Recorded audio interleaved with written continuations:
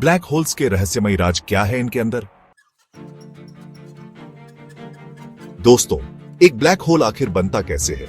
इस सवाल का जवाब ढूंढने के लिए हमें 100 साल पीछे जाना पड़ेगा, यानी 20वीं सदी में। 1915 में महान वैज्ञानिक अल्बर्ट आइंस्टाइन ने अपनी famous theory own of relativity दुनिया के सामने रखी। इस थ्योरी में उन्होंने बताया कि कैसे स्पेस और टाइम एक दूसरे से जुड़े हुए हैं और कैसे ग्रेविटी इन दोनों को प्रभावित करती है।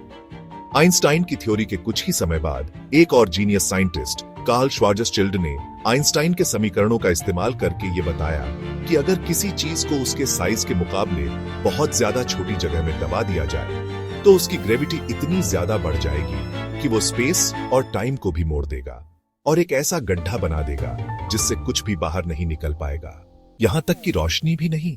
इस अंधेरे गड्ढे को ही हम ब्लैक होल कहते हैं।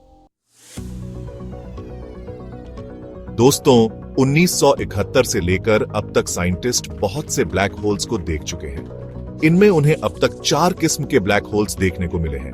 पहला है स्टेलर मास ब्लैक होल। ये ब्लैक होल्स हमारे सूरज से 3 से 10 गुना ज्यादा बड़े होते हैं। ये तब बनते हैं जब कोई बड़ा तारा अपने जीवन के अंत में फट जाता है। दूसरा है इंटरमीडिएट मास ब्लैक होल। ये ब्लैक होल्स हमारे सूरज से 100 से लेकर 1 लाख गुना ज्यादा बड़े होते हैं। माना जाता है कि ये छोटे ब्लैक होल्स के आपस में मिलने से बनते हैं। तीसरा है सुपरमैसिव ब्लैक होल। ये ब्लैक होल्स हमारे सूरज से लाखों या अरबों गुना ज्यादा बड़े होते हैं। ये हमारी गैलेक्सी के सेंटर में पाए जाते हैं। और चौथा और आखिरी है माइक्रो ब्लैक होल। ये ब्लैक होल्स बहुत ही छोटे होते हैं, शायद एक एटम जितने। माना जाता है कि ये बिग बैंग के तुरंत बाद बने थे। दोस्तों, ये सवाल बहुत लोगों के मन में आता है कि आखिर ब्लैक होल के अंदर क्या है? क्या होगा अगर कोई इंसान ब्लैक होल में गिर जाए? तो चलिए इसी सवाल का जवाब ढूंढते हैं। ब्लैक होल के अंदर कायनात की सबसे ज्यादा ग्रेविटी पाई जाती है। इतनी ज्यादा ग्रेविटी कि वहां से कुछ भी नहीं बच सकता, यहां तक कि रोशनी भी नहीं। अगर आप किसी ब्लैक होल के पास जाएंगे तो आपकी बॉडी पर लगने वाला गुरुत्वाकर्षण बल आपके सिर और पैरों पर अलग अलग होगा। इससे आपका शरीर खींचने लगेगा, जिसे हम स्पेगेटिफिकेशन कहते हैं। मतलब आपका शरीर एक लंबे नूडल की तरह खींच जाएगा। अगर ब्लैक होल्स काले होते हैं और इनमें बहुत ज्यादा अंधेरा होता है तो फिर ये नजर कैसे आते हैं? दोस्तों, ये सवाल सुनने में थोड़ा अजीब लग सकता है, लेकिन ये बहुत जरूरी है, क्योंकि ब्लैक होल इनविजिबल होते हैं। ये बिल्कुल भी नजर नहीं आते। जब कोई तारा ब्लैक होल के पास से गुजरता है तो ब्लैक होल की ग्रेविटी उस तारे को अपनी तरफ खींचने लगती है। इससे तारे की गति बहुत तेज हो जाती है और वो गर्म होकर एक्स रे और गामा रेज छोड़ने लगता है। क्या होगा कि अगर हमारा सूरज एक ब्लैक होल बन जाए? दोस्तों, ये सवाल बहुत लोगों के मन में डर पैदा कर सकता है, लेकिन आपको बता दें कि ऐसा होने की कोई संभावना नहीं है।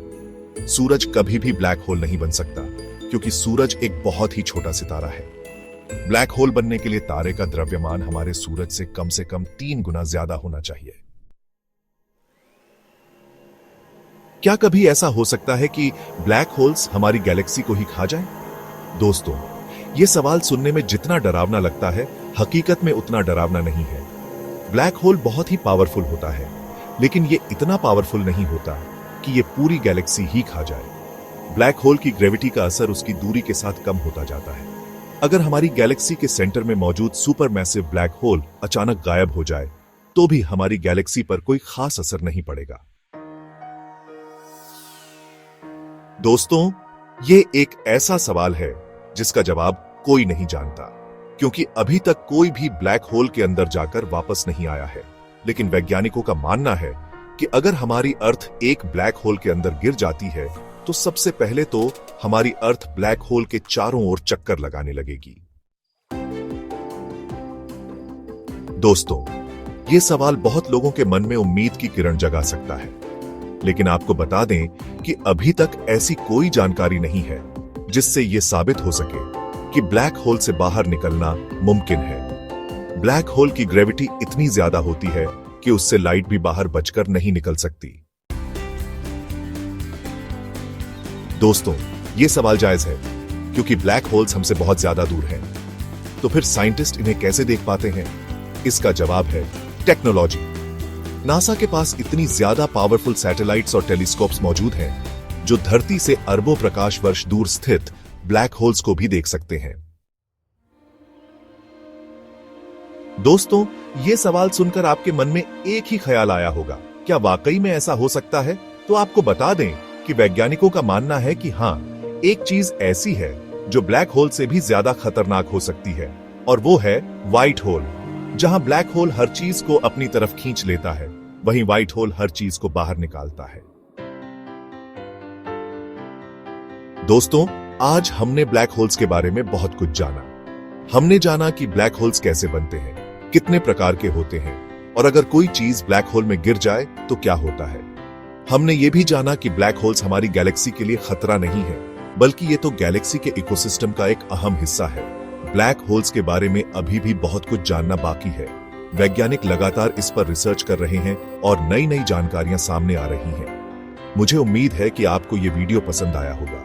अगर आपको ये वीडियो पसंद आया है तो इसे लाइक करें, शेयर करें और हमारे चैनल इन्फो फैमिली को सब्सक्राइब करें। तो दोस्तों, अब मैं उम्मीद करता हूं आपको आज का ये वीडियो पसंद आया होगा।